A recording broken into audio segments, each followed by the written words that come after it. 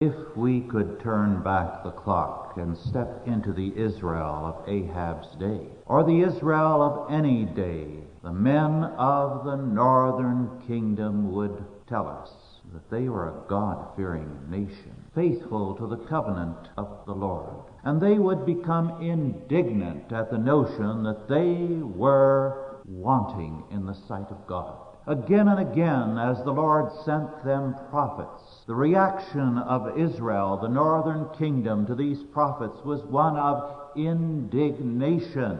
They believed they were the elect of God, as some do today. They believed that they were faithful to the covenant, as some do today.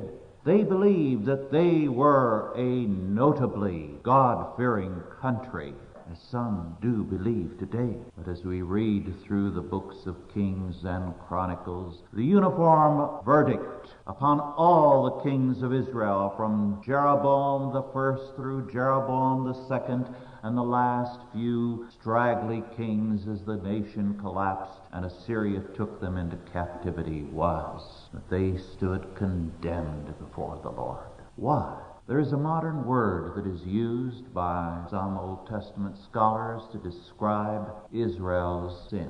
Syncretism. S-Y-N-C-R-E-T-I-S-N. What does it mean?